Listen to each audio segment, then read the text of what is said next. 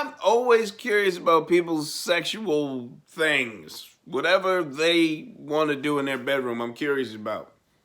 Are you curious? Let's chit chat a little bit. Can we? Hey! Hey!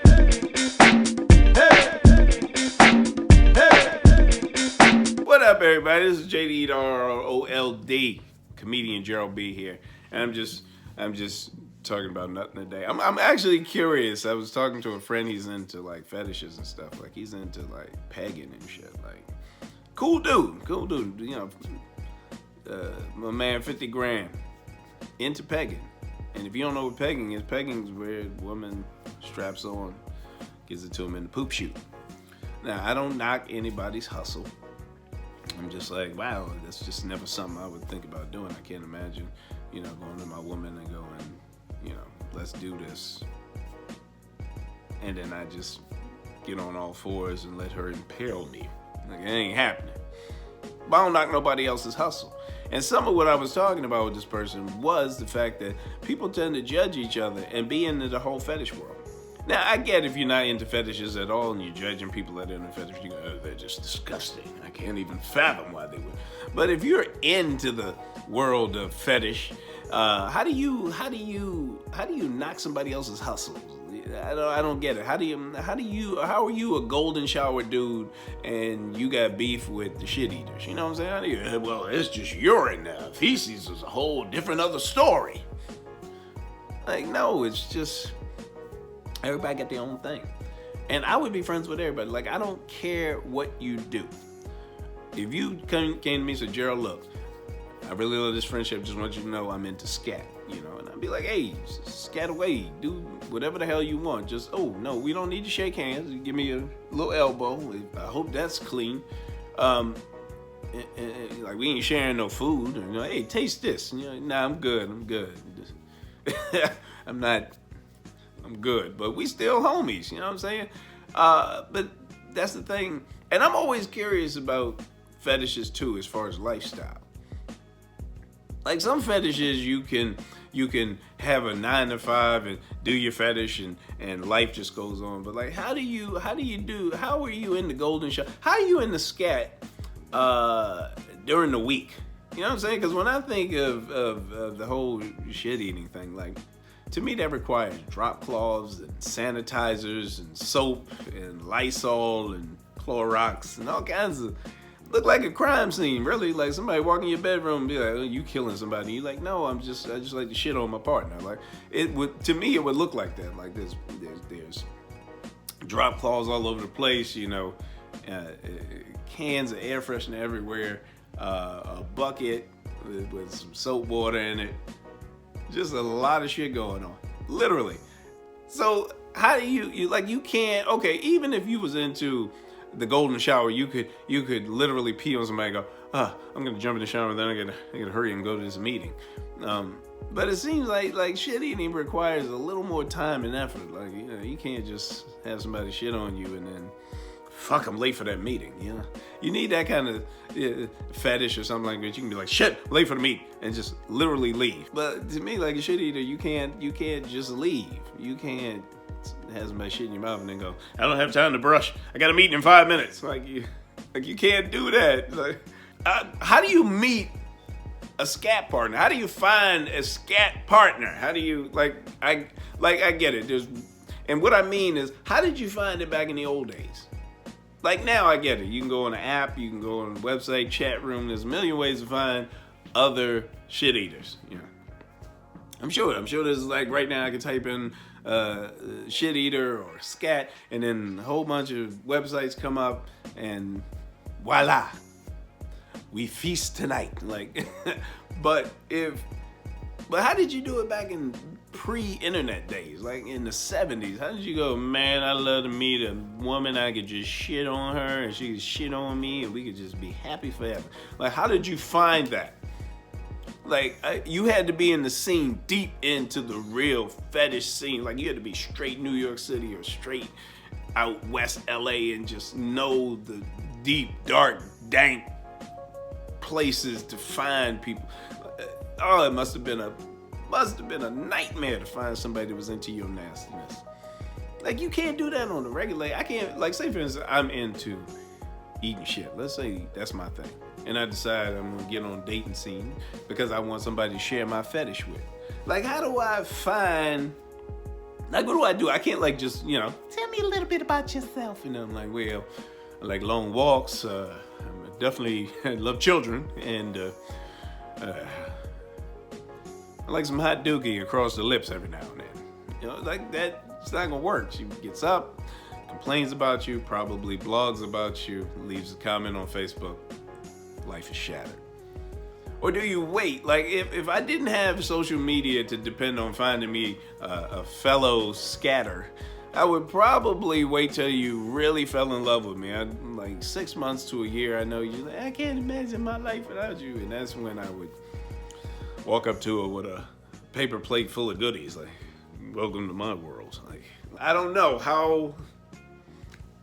That's my only thing, is like, you would possibly wait till they're in love with you and then you kind of ease it on them. Some things you can, you can whips and chains, you can, smack her on the ass a little bit every day, and then she's like, oh, I didn't know you was into that, and cool. Then it gets a little crazy, next thing you know, you got a full rubber suit on with a zipper and and some nasal spray, because this shit is, you suffocate, people die. My friend told me you gotta have nasal spray because you can get freaky sometimes. Your face all covered, next thing you know, death has swooping upon you. I don't get like underwater fetishes. There's some people that get off on just being underwater. I've seen it. I've seen the sights. They're into the underwater thing. How did that happen? Were you at a park? Were you in the community pool and somebody dunked you, and instead of feeling like you were drowning, you orgasmed? Like, how do you become that? I'm just curious. How? It's not that it exists. I just need to know what happened. How did it get there? How do you jerk off with a noose around your neck and kick out a chair? How do you do that? Why? How did you even know to do that? How? You're sitting there, you're jerking off, you're enjoying yourself. Like, do you get bored? Do you go, I'm not getting that orgasm where I used to. I need to level up. And who tells you? How do you know? This jerk off session could use a rope and a chair right now. So I guess mainly what this whole thing is about is, how do you get there? What in your brain and your body says, I need more than the norm, or what is considered the norm? Because I don't want to say that what I do is the norm, because I might do some crazy shit. Not really, but I'm sure somebody might. Or they'll think I'm vanilla, which is a horrible term. Somebody calls you, you're just more vanilla. That's like saying you're a pussy and you don't do shit. So I've been called that before. There's all kinds of, just all kinds of stuff out there I'm curious about.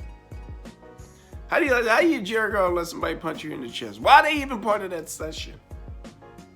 I mean, how do you ask?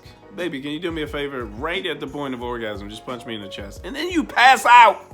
I'm not knocking it. I'm just curious in how we got there. How did you kick in the balls? Why? No clue.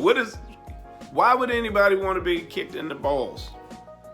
Now, some things I can understand. I can even understand jerking off with the noose and you kick your child and you go, punched in the chest. It accentuates the orgasm, I'm assuming. Never tried it. But I'm sure if I did, maybe I might find some pleasure in some of it. But the whole kicking in the balls thing, I don't get it. Why would you let somebody? Why? Oh, I can't even sit wrong. If my legs are too close together and I sit down and one of my balls decides, hey, I'm gonna go see what's going on in the stomach area. Like, I'm in misery. So I can't imagine a woman in some heels trying to launch my balls through the goalposts. I don't get it. But hey, that's just me. Some people don't feel the pain I would feel. Maybe they get pleasure out of it. Some people get pleasure out of pain. I don't get it. Furries. Dressing up in a costume to bang your partner. Dressing up in a costume of a an animated character sometimes. Like you're Yogi Bear and she's Boo Boo and you're just doing nasty shit in costume. Hey, to each his own. I'm not knocking you. It's a lot of work. It's hot. It's a hot, sweaty, lot of work thing. But hey, if that's furries, hey, Boo Boo. I had a friend that was into the whole tickling thing. That was interesting. I used to work with her at a restaurant, and she told me one time that she had a real tickle fetish. Didn't believe her. I was like, yeah, this is bullshit. She really had a tickle fetish. Me and my boys had to test it out. Tickled her right at work. Orgasm, fell on the floor. Just boom, boom, bam, right on the floor. Just, you don't, why? How did that happen? How did you get tickle orgasm? Like, growing up must have been a bitch, because I hope it didn't start when you were like 4, because, you know, it's what we do. You tickle kids. You come here, little kid. And the kid's like, I guess it's crazy. When did that happen? When did you reach the level where it was tickle, orgasm? Baby fetish. Where does that come from? How do you get into the baby fetish? It's a power thing, right? It's something in the mind that says that I need to be dominated right now. You're the CEO of a company. You're in charge of thousands of people. And all you want to do is go home, put on a giant Huggy, some baby booties, a little binky in your mouth, and shit on yourself while somebody chastises you and feeds you a bottle. Baby fetish. Now, I'm not mad at somebody with a baby fetish. I mean, I get it, the whole coddling thing, you know, little titty in the mouth, yeah. But how does it happen? That's all I want to know. How? That's what I want y'all to do in the comment section. Please tell me how these things happen, or direct me to some place where I can get more information, because I'm very curious about it. Very curious. I'm a curious type. Midget sex. I'm curious. I don't think I'd ever bang a midget, or little person. Excuse me. I don't think I would ever bang a little person, because it's just my little hang up. But it's a thing. I've watched the videos many times. It's a thing. We know it's a thing. What is the psyche? Where does it come from? What makes you say, you know, a 5'8" woman in heels go by and you go, eh, and then a 3.5-foot woman come by in heels and you're like, God damn, Jesus. Where does that come from? I want to know. Necrophilia. There's people out here want to sleep with dead people. You know, I call them married. Joking. Necrophilia is somebody actually want to sleep with a dead person. Now, is that a power play? Is that something that you go, well, at least I don't have to worry about her saying no. I don't have to worry about her complaining about how small my penis is. Sleeping with dead people. It's a thing. Why? There's a such thing. I don't even know how to pronounce the word, but there's people that are attracted to people that stutter. People that stutter. How do you... I mean, fine is fine. The person's fine. They just happen to...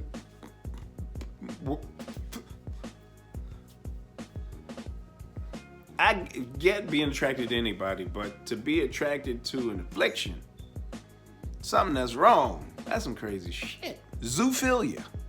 People that are attracted to animals in a romantic way. Now, this is what I learned about it, is there's zoophilia and then there's bestiality. Now, zoophilia is where you fall in love with him. And then bestiality goes to the actual sexual part of it, where you just get your ass over your sheet and you just open your boots, put his hoofs in your boots. No, that's a horse. And then you just yeah. Freaky. How does it happen?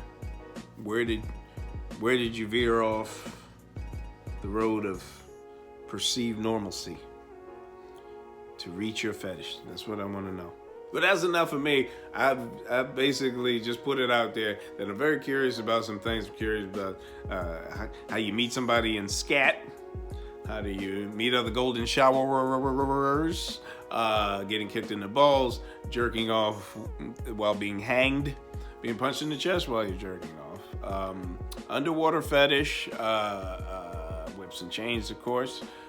Anything from 50 Shades of Grey type stuff, and even beyond that, because the true people that are into the whole dom and submission thing think that movie's a joke. So even the other hardcore, crazy, wow shiz that people are into, I'm just very curious about it. And if you could just comment, leave me a like, leave me a comment, and feel free to subscribe to me, because I'm always on some crazy shit. And I'm curious about everything and why things are the way they are and who's doing what and why sexually. My name is comedian JerroldB, and I'm out!